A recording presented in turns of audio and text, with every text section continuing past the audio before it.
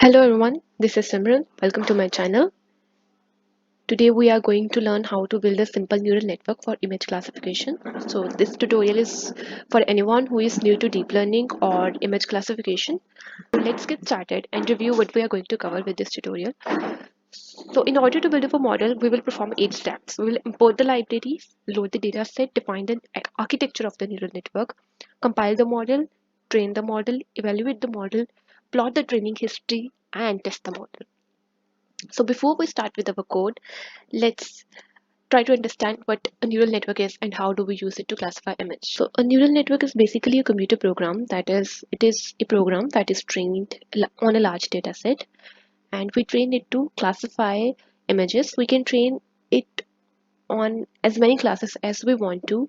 We may train it on only two classes, that is whether the cat or dog, or we may train it on 10 classes or so on. So it is inspired by how the human brain works. That's why it consists of a number of layers, where each layer, for example, these are layers. It consists of a number of layers, and each circle that you see is a node, or we can also call it as neurons. So a layer consists of a number of neurons, and neurons are interconnected to each other. They communicate with each other, uh, compute computations on the data that is provided, and then produces an output. So basically there could be a number of layers, but the overall, on a high level, there is an input layer which takes in data. In case of images, it will takes in data, pixel values in the form of pixel values. Then there will be hidden layers. In this image we can see two hidden layers, but there could be more. The function of these hidden layers is to perform computations on the data. It will try to understand the data, extract features, try to learn the patterns of the data, uh, understand the edges, shapes, and structure of the data, and then it will try to classify the image, the data into a class. So the output layer, at this layer, we will it will give us an output, if to which class the image belongs to. For example, take this example. This is a neural network which consists of 4 layers, and this is trained on a data set of two classes, that is cat and dog. And we are trying to feed it a image of a cat. So the image of a cat is feed into the model, to the input layer, to the first layer. Then the first layer performs some computations, produces an output which is given to the second layer, and the second layer again performs some computations, produces an output given to the third layer, and so on to the last layer. The last layer finally is becomes capable of classifying the image into a class, whether it is a cat or a dog. How will it do it? It will learn the patterns, edges, shapes, colors, eyes, ears. It will try to identify everything in the image, and then it will classify it whether those patterns, those images and shapes are more related to that of a cat or that of a dog. So this is how it works for image classification. Now let's start with our code. Now we can start with our code. We will build our model in 8 steps. We will start with importing the library. So we will be using 3 libraries here. We will use TensorFlow,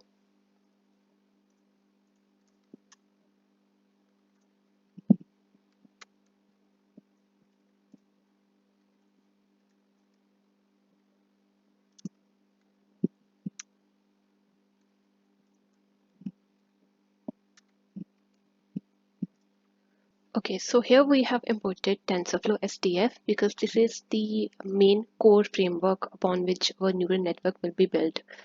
So this is most important for building of a neural network. This is the most important library. Then from TensorFlow, Keras, we have imported layers, models, and dataset. This is basically for, for the architecture of the neural network. These 3 layers, models, and dataset will help us. These 3 things will help us to build the neural network. And lastly, we have imported pyplot from matplotlib because we will use this library to visualize our evaluation of the model and also to in order to show the images in the output. Let's run this. So this will load our required dependencies. Okay, so these have been loaded. Then the next step is to load the dataset. For this project, we will be using an inbuilt dataset in TensorFlow. We will not be importing our dataset from any other place, external place. So there is a dataset that is CIFAR 10 dataset. Let me show you the actual dataset. CIFAR 10.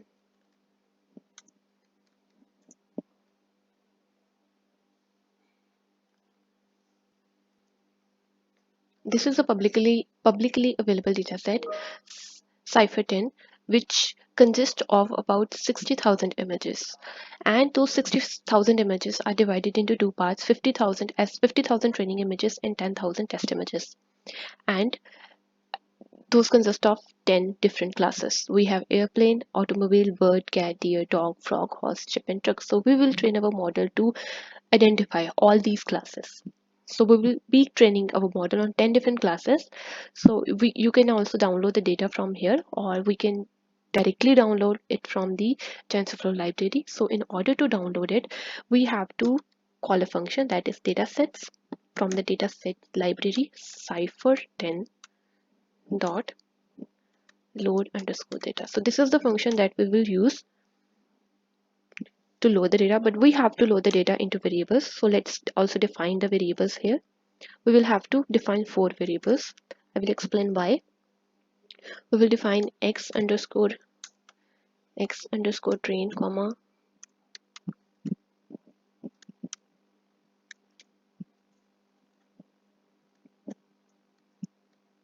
so we will load the data set into 4 variables, 4 tensors. We may call it 4 tensors because we are using TensorFlow. So x train, y train, x test, and y test, because this function, what this function return is 4 tensors. So we will be loading them into x train, y train, x test, and y test, and we will use these for training our data and also for testing our data. So because it is already divided into 2 parts. Let's run this. It is downloading the data.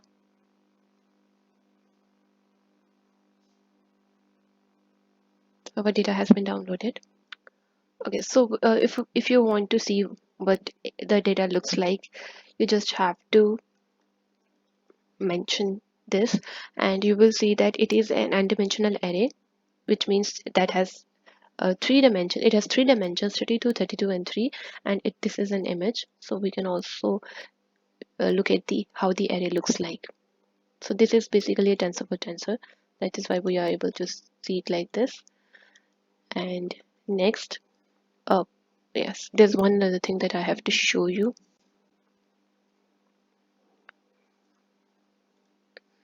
So as we can see from our data that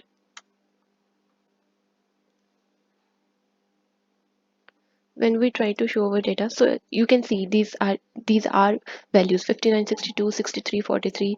So the first thing after we have loaded our data is we need to pre-process it. That means in the case of images, we have to normalize it so that it becomes easy for our model to process the data. So we reduce the complexity by pre-processing the data, and here we will normalize it. How we will normalize it?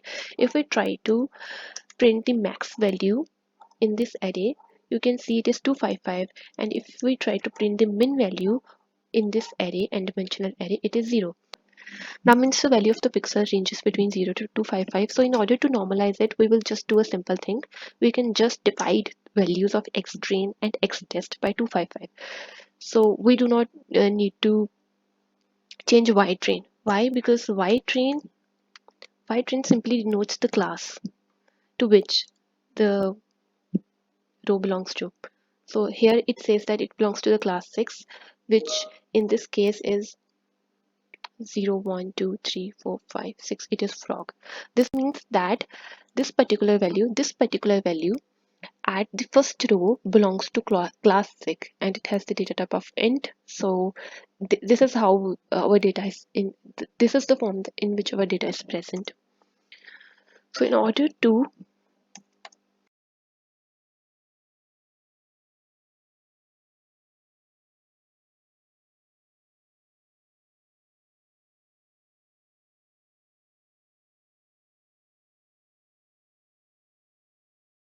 Okay, so we have taken the two variables and we have divided it 255. Now what it will do, it will normalize all the values and then the resulting value will be between 0 and 1.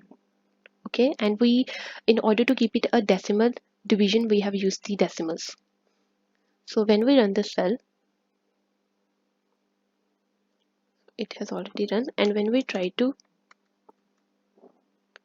then we try to print our first value, we can see that it is normalized and the values are now between 0 and 1. We will try to print our max value and it is 1. And yes, our data is pre-processed, it is normalized and it is now ready to be fed into our model.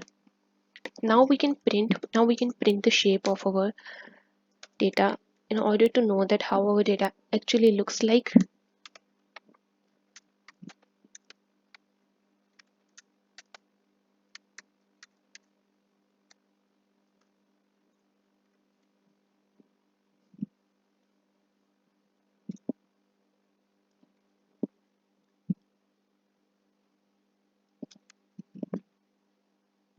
Okay, so this is the shape of our data.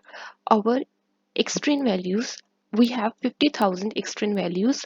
Each of the value has three dimensions, 32 by 32 by 3. 32 denotes the height, the width, the height, and 3 denotes the color channels. That is RGB, that is three color channels. Same for Y train, it has 50,000 labels for those 50,000 images, and it has dimension of 1 because it is just an integer value that is denoting whether that particular image belong to one which class out of the 10 classes. Then we have X test. So same, X test has 10,000 images, each of size 32 by 32 and 3 color channels. And Y test, 10,000 labels consisting of one value each.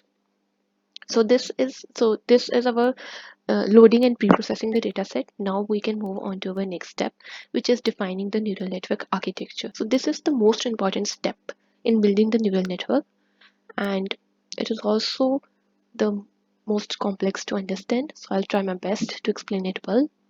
But before we start coding it, we actually need to understand how the architecture looks like.